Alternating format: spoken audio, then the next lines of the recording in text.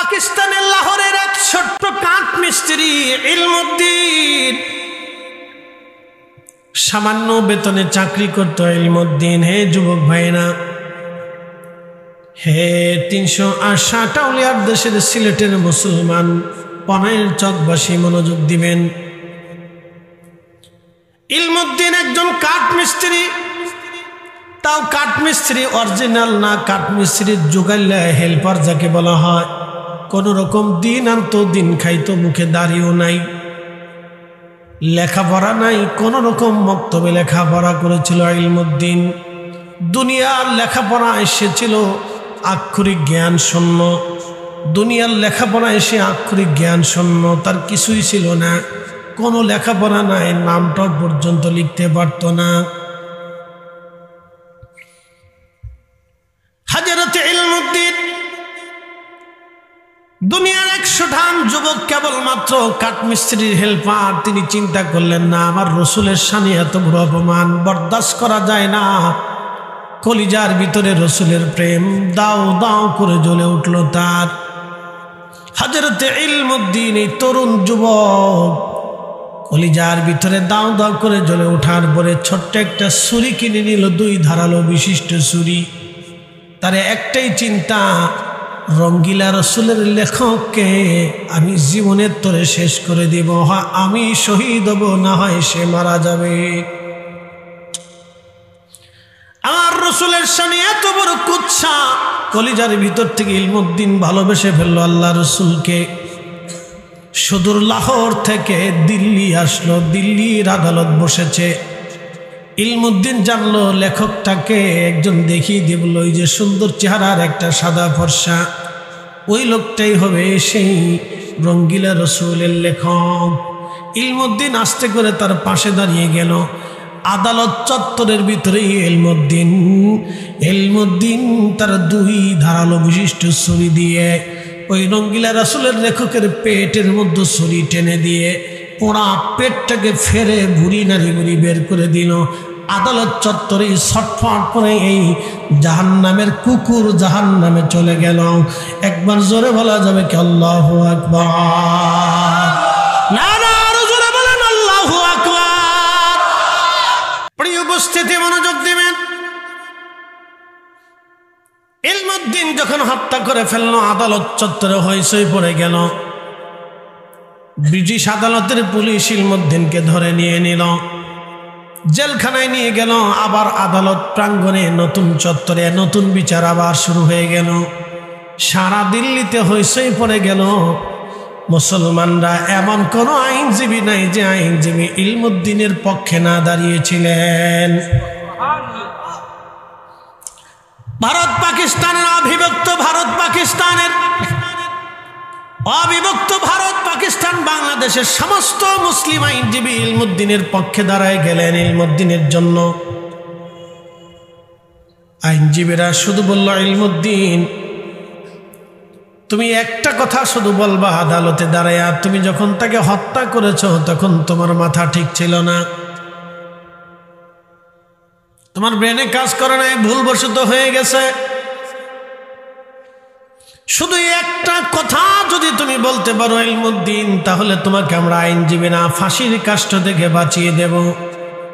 আইনের ধাপ দিয়ে বিভিন্ন সেকশন দিয়ে আমরা তোমাকে যে কোনো মূল্যে তোমাকে ফাঁসির কাষ্ঠ থেকে বাঁচাবো।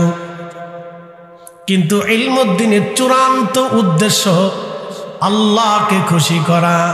আল্লাহকে খুশি করার জন্য আগে নবী খুশি করা। আল্লাহু আকবার। আল্লাহকে যে পাইতে চায় হযরত ভালোবেসে, আরশ কুরসি লৌহ কলম না চাইতেই পেয়েছে সে।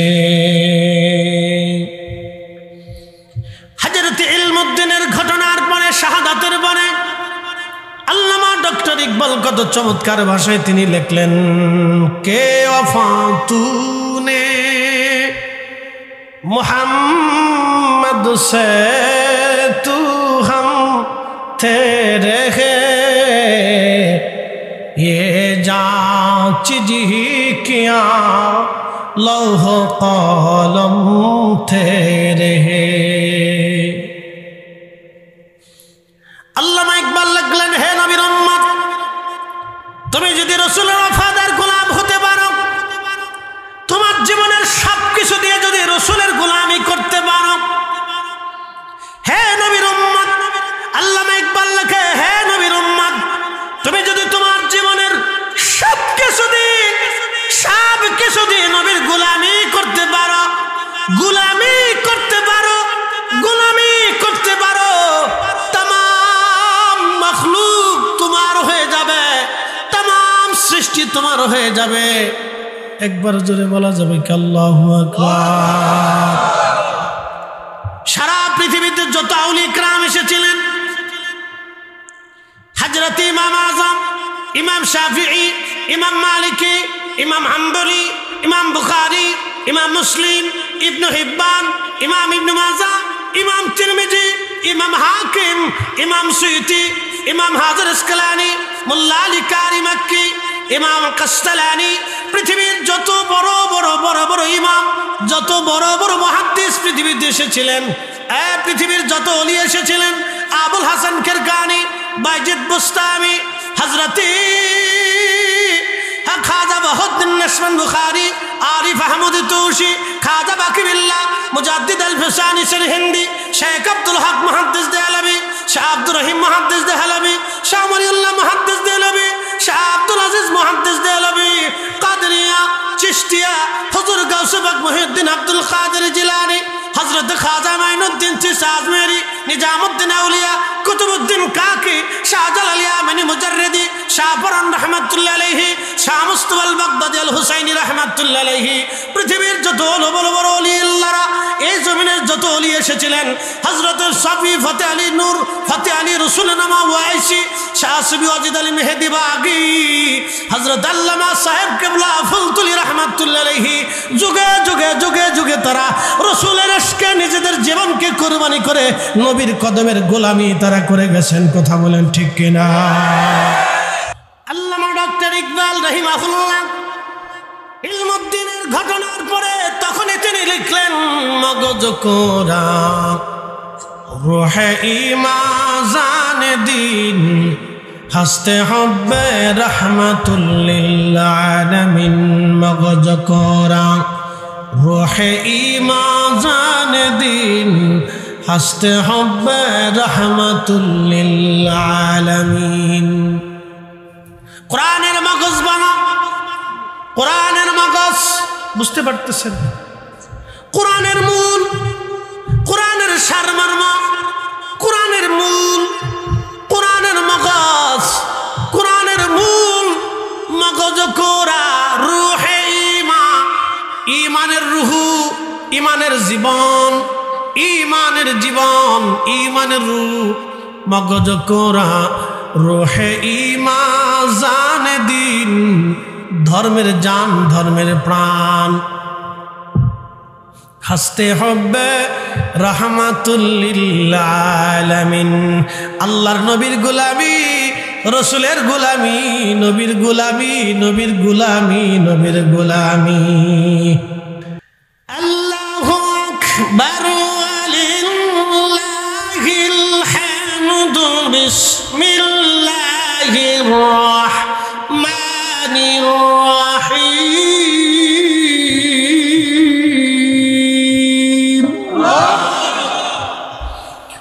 মান ইউতি'র রাসূল ফাকাদ আতা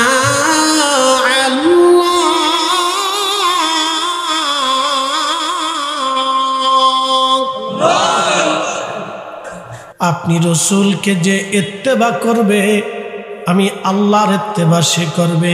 আপনি নবী মানলে আমি আল্লাহ মানা হয়ে যাবে, আপনি নবীর গোলামি হলে আমি আল্লাহর গোলামি হবে। আপনি নবীর ইত্তেবা হলে আমি আল্লাহর ইত্তেবা হবে, আপনি নবীর জন্য জীবন দিলে আমি আল্লাহর জন্য জীবন দেওয়া হবে, আপনি নবীর দল করলে আমি আল্লাহর দল হয়ে যাবে, আপনি নবীর মত মানলে আমি আল্লাহর মত মানা হয়ে যাবে, আপনি নবীর গুণ গাইলে আমি আল্লাহর গুণ গাওয়া হয়ে যাবে, আপনি নবীর শান গাইলে আমি আল্লাহর শান গাওয়া হবে, আপনি নবীর চরিত্র মানলে আমি আল্লাহর চরিত্র মানা হয়ে যাবে, আপনার সুন্নাহ মানলে আমি আল্লাহর সুন্নাহ মানা হয়ে যাবে, আপনি রসুলকে বেজার করলে আমি আল্লাহকে বেজার করা হবে, আপনাকে গালি দিলে আমি আল্লাহকে গালি দেওয়া হবে, আপনাকে কষ্ট দিলে আমি আল্লাহকে কষ্ট দেওয়া হবে, আপনাকে খুশি করলে আমি আল্লাহকে খুশি করা হবে। প্রিয় উপস্থিতি, মনোযোগ দিয়ে কথাগুলি শুনবেন। আজ ইলমুদ্দিন বিচারক জিজ্ঞেস করলো, আপনি কি খুন করেছেন? বলে হ্যাঁ। ইচ্ছায় না অনিচ্ছায়? একেবারে সুন্দর ইচ্ছায়। হে রাসূল, তোমায় ভালোবাসি,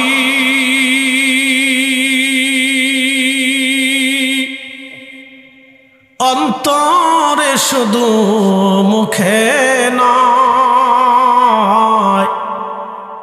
জান্নাতের আশায় নয় হে রাসূল, জাহান্নামকেও ডরি না। তোমায় পাওয়ার আশায় মন ছুটে যায় মদিনায়, তোমায় পাওয়ার আশায় মন ছুটে যায় মদিনায়, এ আশিকে দিদার দাও না, আর দূরে থাকিও না, এ আশিকে দিদার দাও না, আর দূরে থাকিও না। হে রাসূল, তোমায় ভালোবাসি, অন্তরে শুধু মুখে নয়, জান্নাতের আশায় নাই হে রাসূল, জাহান্নামকেও ডরি না, জাহান্নামকেও ডরি না।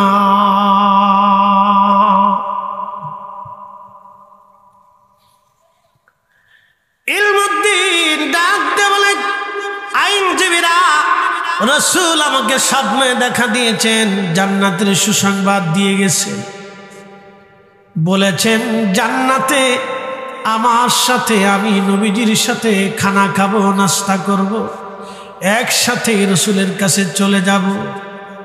বিচারক, শাহাদাতের লিপসান এসেছি, আমি রাসূলের জন্য জীবন দেওয়ার জন্য আসছি, মিথ্যা কথা কি করে বলবো? আমি শাহাদাতের জন্য আমি প্রস্তুত আছি। একবার জোরে বলা যাবে কি আল্লাহু আকবার? হাত উঁচা করে বলেন আল্লাহু আকবার। তেলের গাড়ি তেলে চলি,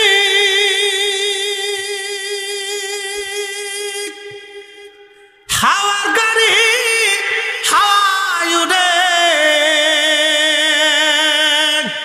বিনা তেলে চালাই গাড়ি নবী সুলাইমান।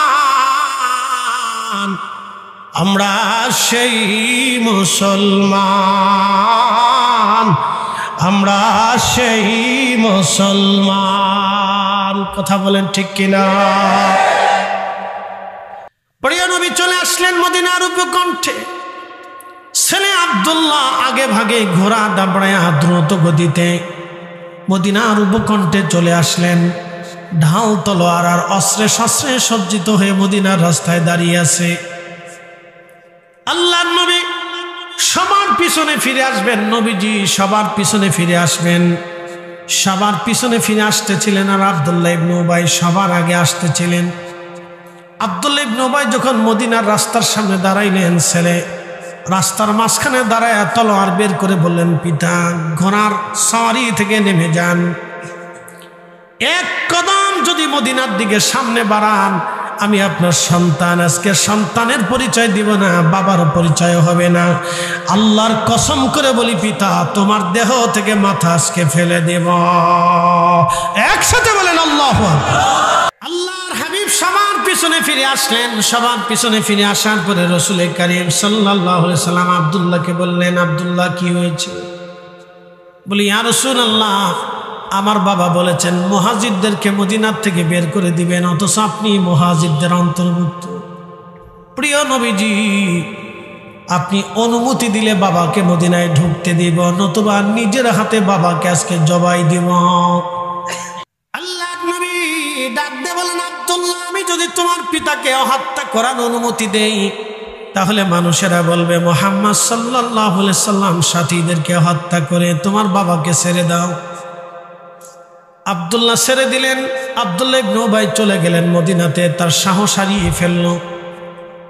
সন্তান তাকে জবাই করতে চায়, এর চাইতে বড় ব্যর্থতা মুনাফিকের জীবনে আর কিছুই নাই। কি কথা কন না কেন?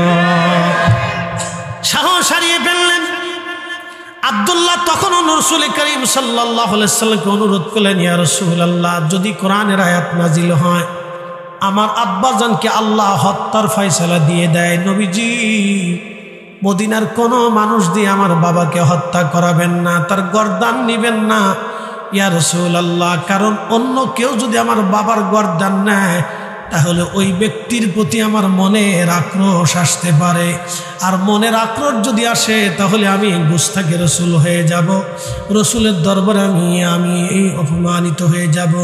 আমি আল্লাহর দরবারে কি জবাব দেব? ইয়া রাসূলুল্লাহ, ইয়া হাবিবাল্লাহ, আপনি অনুমতি দিবেন আমি নিজে হাতে আমার বাবার গর্দান ফেলে দেব, যাতে কারো প্রতি আমার আক্রোশ না থাকে। আমি নিজে নিজের পিতাকে হত্যা করে ফেলবো।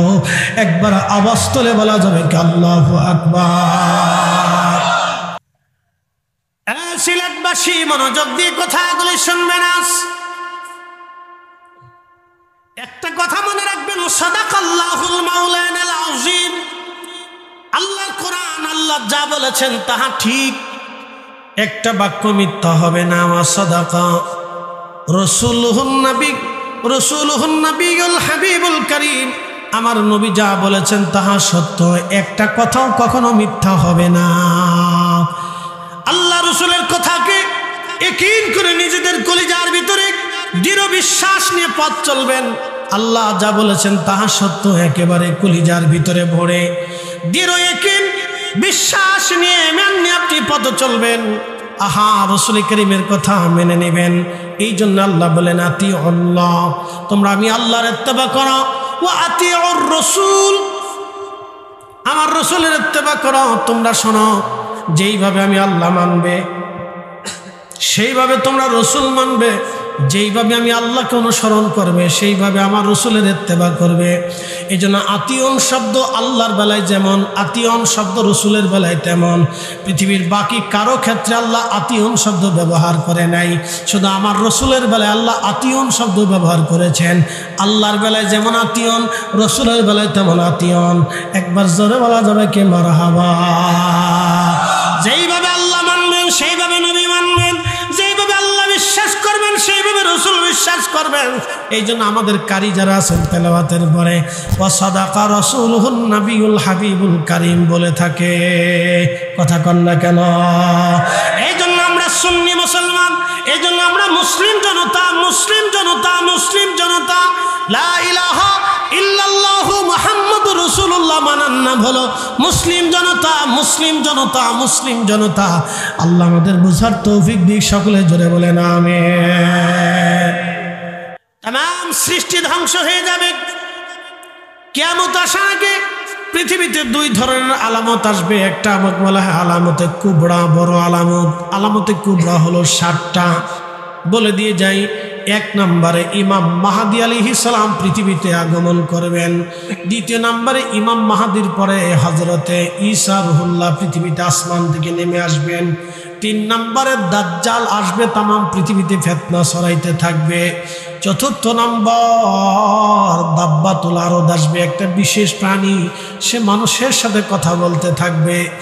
5ম নম্বর কিয়ামতের আলামত হলো সারা পৃথিবীতে একযোগে একসাথে ভূমিকম্প হতে থাকবে। 6ষ্ঠ নম্বর পশ্চিম আকাশ থেকে সূর্য উদিত হয়ে যাবে। এটা হলো 6ষ্ঠ নম্বর কিয়ামতের আলামতে কুবরা। 6ষ্ঠ নম্বর হলো পশ্চিম আকাশ থেকে সূর্য উদিত হবে, তওবার দরজা বন্ধ হয়ে যাবে। 7ম নম্বর আরবের কোন এক স্থান থেকে আগ্নেয়গিরি শুরু হবে, প্রচুর পরিমাণে আগুন সারা পৃথিবীতে ছড়িয়ে যাবে।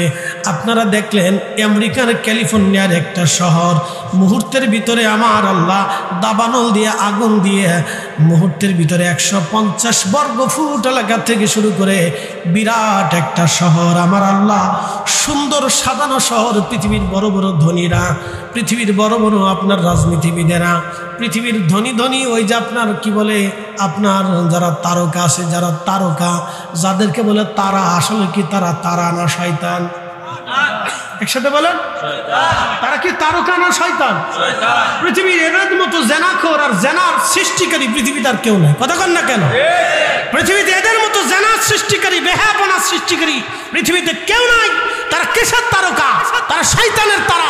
তারা শয়তানের ভূমিকা নিয়ে পৃথিবীতে অসংখ্য যুবকের মানে কি বলে নারীর ইজ্জত নষ্ট করেছে, অনেক যুবকের চরিত্র তারা ধ্বংস করে দিয়েছে। কথা কন না কেন? ঠিক কিনা?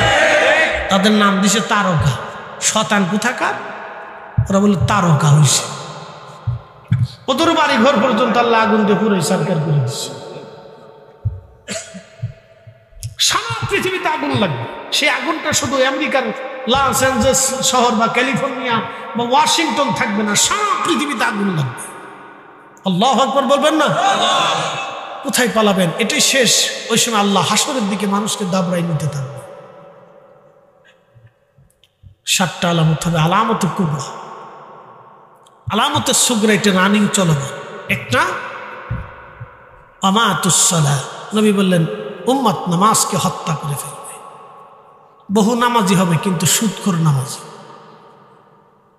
বহু নামাজি কিন্তু ঘুষখোর নামাজি, বহু নামাজি বাদেম্মে নামাজি, বহু নামাজি ফাসিকি নামাজি, বহু নামাজি হবে অন্যের হক মেরে দেওয়া নামাজি। বাংলাদেশ থেকে প্রত্যেক বছর হজে হাজি যায়, কত পার্সেন্ট হালাল টাকার হাজি যায় একটু হিসাব করে দেখবে। কি কথা কন না কেন? রমজান আসলে ওমরাতে যায়, কত পার্সেন্ট হালাল টাকার ওমরায় যায় রমজান একটু হিসাব করবে। প্রত্যেক বছরে ওমরায় যায়, মাঝে মধ্যে ওমরায় যায়, কত টাকার হালাল পার্সেন্ট টাকা দিয়ে ওমরায় যায় একটু হিসাব করে দেখবে। হিসাব করে দেখবে। আমাতুস সালাহ, উম্মত নামাজকে মেরে ফেলবে। ওয়াদাউল আমানা, উম্মত আমানতকে ধ্বংস করে ফেলবে। তার বাস্তব প্রমাণ হলো বর্তমান রাষ্ট্রীয় সিচুয়েশন, রাষ্ট্রীয় ব্যবস্থাপনা।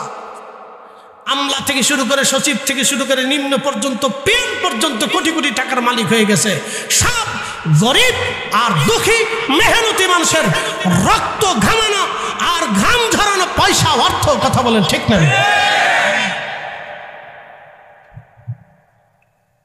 সব মেহনতি মানুষের, কৃষক গরিব মেহনতি। আজকে কৃষক যদি কোনো ডিসি অফিসে যায় তাহলে মূল্যই করে না, তারা মানুষই মনে করে না। কি কথা কন না কেন? অথচ কৃষকের ঘাম ঝরানো পরিশ্রম থেকে আজকে ফসল হয়, সবজি হয়, খাবার হয়, ধান হয়, আমাদের নিত্য প্রয়োজনীয় রিজিকের ব্যবস্থা হয় তাদের ঘাম ঝরানো পয়সা থেকে, তাদের ঘাম ঝরানো পরিশ্রম থেকে। অথচ ডিসি অফিস, কি কয় এসপি অফিস, টিএন অফিস, বাংলাদেশের বিভিন্ন কোনো অফিস আদালতে এই কৃষকগুলি গেলে তাদেরকে মানুষই মনে করে না, এদেরকে গরিব দুঃখী মনে করে দূর দূর করে তারা দেয়। ধর কালকে সেদিন দেখলাম এক আনসার এক দরিদ্র মানুষকে পিটাচ্ছে ময়মনসিংহ। শুধু পিটাচ্ছে না, ঘাট ধরে ধরে জোর করে টেনে নিয়ে যাচ্ছে। একটা লোক বাধা দিল না, একটা লোক বাধা দিল না। চিন্তা করলাম যে কত মানুষের ভিতরে একজন নিরীহ মানুষকে পিটাচ্ছে, একটা লোক বাধা দিল না। তার মানে বুঝে গেল মানুষের সংখ্যা দেশে কমে গেছে।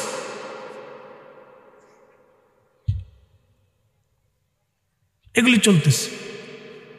ওদাউল আমানা, আমানত ধ্বংস হয়ে যাবে। আল্লাহ রসুল বলেন, উম্মত তখন তোমরা কিয়ামতের জন্য অপেক্ষা করো, প্রস্তুতি নাও তখন কিয়ামতের জন্য। আল্লাহ নবী বলে দিলেন, তোমরা কিয়ামতের জন্য তখন প্রস্তুতি নাও। 3 নাম্বার হচ্ছে পৃথিবী থেকে ন্যায় বিচার উঠে যাবে, ন্যায় থাকবে না, শুধু অন্যায় অন্যায় ভরে যাবে। শুধু ন্যায় থাকবে না, অন্যায় থাকবে। আপনি যদি দেখেন সারা বাংলাদেশে যে কয়টা বিচার সালিশ হয়, কয়টা বিচার সালিশে সঠিক মতো হয় আপনি হিসাব করে দেখেন। বংশের টানে, রাজনীতির টানে, দলের টানে, মতের টানে, আর গোষ্ঠীর টানে, সন্তানের মহাব্বতে, আত্মীয়তার মহাব্বতে, সমর্থকের মহাব্বতে আমাদের দেশের গ্রাম্য সালিশ বিচার হয়। কথা কন না কেন? আল্লাহ রসুল বললেন, তোমরা তখন কিয়ামতের অপেক্ষা করতে থাকো। ভাই আমার কথা বলতেছি না, আমি আর রসুলেরটা বলতেছি, আল্লাহর হাবিবেরটা বলছি। নবী বললেন, বেহায়াপনার সয়লাব এত পরিমাণে হবে, মানুষ দিনই দুপুরে দিনই প্রকাশ্যে জেনা করবে। আপনি যদি যান বোটানিক্যাল গার্ডেন, রমনা গার্ডেন, আপনি আপনার বাচ্চা নিয়ে, সন্তান, স্ত্রী নিয়ে ঘুরতে পারবেন না, তো লজ্জা করবে।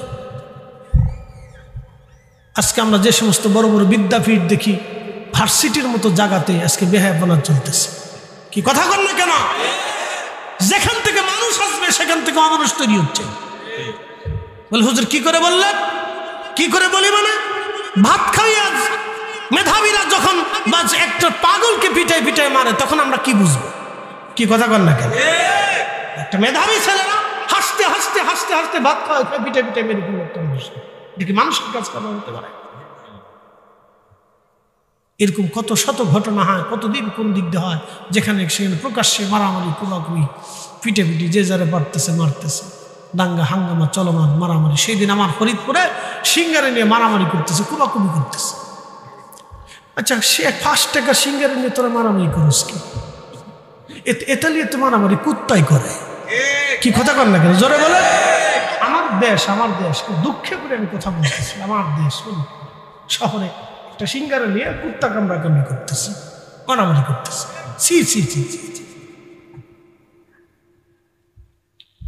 ছি, এটা মানুষ আমাদের দেশে।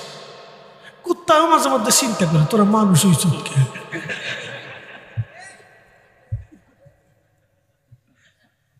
ওটা খারাপ কিছু, কুত্তাও চিন্তা করে তোরা মানুষ হইছ কে?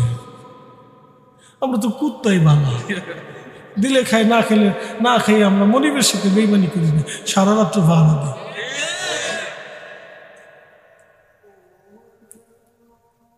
এক মিনিট, মসজিদটা কাছে,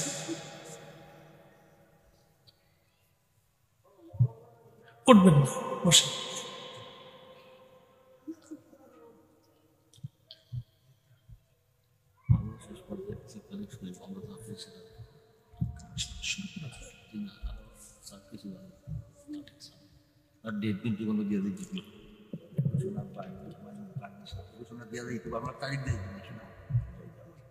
আরে ভাই বুঝি না, আপনি কেন ডেট দিয়ে চলে যাবেন? আগামী বছর আপনার তারিখ 10 তারিখের ভিতরে একটা ডেট দেওয়া যাবে।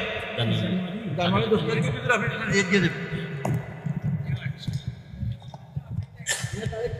আপনি আজকে তারিখ দিয়ে যাবেন, আপনি রাজি আছেন?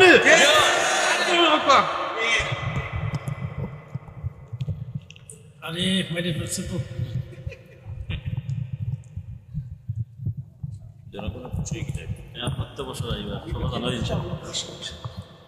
আপনার ডেকে ডেকে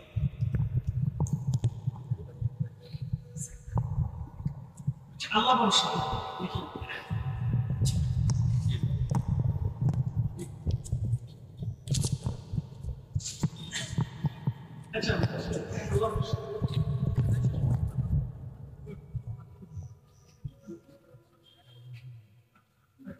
আমরা বসি।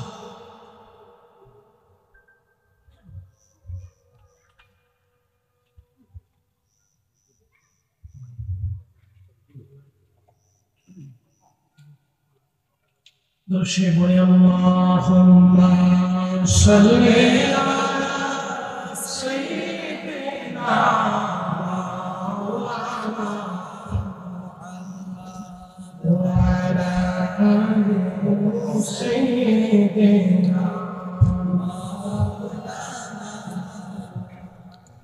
আল্লাহ আমাদেরকে আখিরি নবীর উম্মত বানিয়েছেন। সমস্ত মানব জাতি থেকে আল্লাহ রাব্বুল আলামিন 1,24,000 নবীকে আল্লাহ বাছাই করলেন। 1,24,000 নবী থেকে আল্লাহ 313 জন রসুল বাছাই করলেন। 313 জন রসুল থেকে আল্লাহ প্রসিদ্ধ 4 জন রসুলকে বাছাই করলেন। প্রসিদ্ধ 4 জন রসুল থেকে আল্লাহ একজনকে ইমামুল মুরসালিন খাতামুন নবিয়্যিন আল্লাহ সর্ব নবীদের ইমাম হিসেবে আল্লাহ কবুল করলেন। তিনি কে? আমাদের নবী। একসাথে বলেন, তিনি কে? তাহলে এই মর্মে বোঝা গেল যে আমাদের নবীর উপরে মহাসম্মানিত সৃষ্টি জগতে আর কেউ, একসাথে বলেন, আর কেউ। তো সেই নবীর উম্মত হিসেবে আল্লাহ আমাদেরকে কবুল করলেন। এটা আমাদের জীবনের অনেক বড় সৌভাগ্য, অনেক বড় সৌভাগ্য। এটা আল্লাহর অনেক বড় দয়া, আল্লাহর অনেক বড় দয়া। রব্বুল আলামিন কুরআনুল কারীমের ভিতরে আমার আল্লাহ একটা আয়াত দিয়ে আল্লাহ আমাদেরকে বুঝিয়ে দিলেন, কুল ইন কুনতুম তুহিব্বুনাল্লাহ।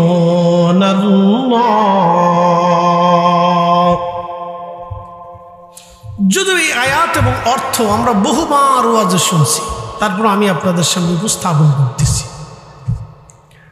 কুল হাজুর, আপনি বলে দেন, ও নবী আমার আপনি বলে দেন, কুল ইন কুনতুম তুহিব্বুনাল্লাহ ফাত্তাবিউনি ইউহিব্বুকুমুল্লাহ।